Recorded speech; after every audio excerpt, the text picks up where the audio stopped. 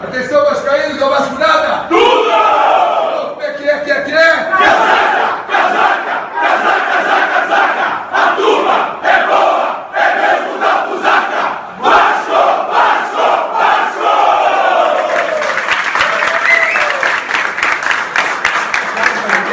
Olá, pessoal. Antes de mais nada, vamos aí ao nosso kit YouTube. Se inscreve no nosso canal, deixe seu like, assine o sininho, compartilhe nosso vídeo. E ao que nos interessa, Vasco 2, Bangu 2, ou Bangu 2, Vasco 2, já que o jogo era mando de campo do Bangu. De qualquer forma, vamos fazer um resumo aqui do jogo. O Vasco começa o jogo e o juiz inventa uma expulsão num lance do Jair, que no máximo ele poderia ter marcado falta, porque ele toca na bola e depois tem o choque. É futebol, é um jogo de contato. Não foi falta. Mas ele até poderia ter errado e marcado falta. Expulsado direto logo no início do jogo. O Vasco no primeiro tempo ainda criou alguma coisa. O Bangu se recusava a jogar, mas o Vasco criou alguma coisa. E no segundo tempo o Vasco foi muito bem. O Vasco destruiu realmente no segundo tempo. Abriu o placar com um gol num contra-ataque rápido, um passe magistral do Payet, cruzamento, e o Praxedes empurrou para dentro. Também se ele perde aquele gol embaixo da trave, impressionante. E os caras empataram com um tal de Canela, os caras empataram num frangaço do Léo Jardim. Ele tem muito crédito, mas foi um frangaço, a verdade é essa. A bola não foi tão forte e passa por baixo do corpo dele. Ele foi com aquela... Não soube abafar o lance, foi um frangaço, uma falha clamorosa. Depois o Vasco vai à frente, continua. O Vasco já tinha perdido algumas oportunidades de gol, tinha metido bola na trave, tinha levado também, tá? E faz 2-1 com um golaço, já no final do jogo, um golaço do Payet. Ele chuta de fora da área, o goleiro do Bangu faz uma defesaça, a bola sobra para ele, ele dribla 2 e toca no cantinho de dentro da área, um golaço. Há tempos eu não vi um gol tão bonito como esse. E parecia que tinham nos faturado lá que esses 3 pontos. Aí o juiz me inventa um pênalti. Porque assim, nem falta foi, de novo, nem falta foi. Sim, existe um toque dentro da área, uma encostada, o jogador do Bangu já cai dobrando as pernas, não foi um toque com força suficiente para derrubá-lo, não foi um toque faltoso, na verdade, foi um encontrão que acontece às vezes dentro da área, ele já cai dobrando as pernas, simula ali uma falta, o juiz nem pensa, ele simplesmente aponta a marca do pênalti, e acaba que o Léo Jardim nesse não teve nenhuma culpa. O pênalti foi muito bem batido, ou a invenção de pênalti foi muito bem batida, né? Para ser mais exatos. Uma vergonha o que esse juiz fez, porque esses 2 lances foram realmente lances capitais do jogo, mas não se resumiu a isso. O juiz inventou falta, ele deixou de dar cartões ao time do Bangu, evitou o próprio cartão vermelho que ele dá, já passado aí metade do segundo tempo para o jogador do Bangu, foi porque teve muita pressão dos vascaínos, porque ele não ia dar, era o segundo amarelo, e na verdade uma falta muito mais forte do que aquela falta que o Jair foi expulso no início do jogo. Então assim, o juiz não foi enrolado não, o juiz foi parcial, nitidamente foi parcial, ele invertia faltas, deixava de dar. O Vasco não pode deixar isso passar em branco, tem que reclamar na federação, na FERJ. Não que o Campeonato Carioca vale alguma coisa, isso é uma palhaçada para mim hoje em dia. Mas não se pode, um clube do tamanho do Vasco não pode aceitar. E se algum tempo da minha vida eu realmente fui contra o negócio de vetar árbitro, essas coisas, eu diria que agora está na hora de voltar. Esse cara tem que ser vetado. O Vasco não pode aceitar esse cara mais apitando o jogo dele.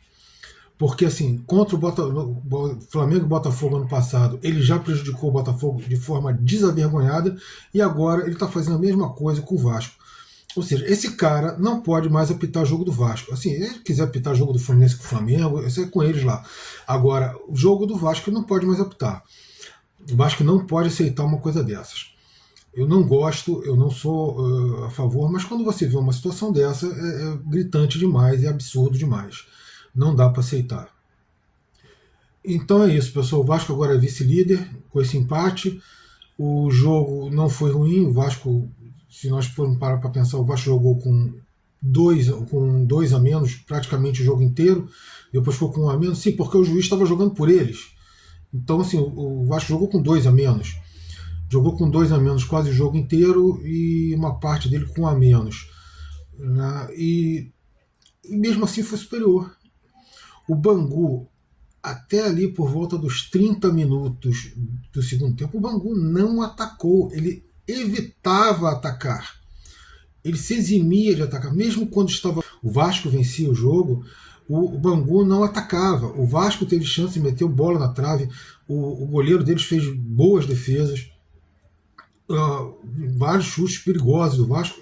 E o Léo Jardim era um mero observador, ele parecia mais um torcedor privilegiado que assistiu o jogo de dentro do campo, porque tirando um chute de longa distância lá e umas bolas atrasadas, uns lançamentos lá mal feitos, ele não tinha participado do jogo.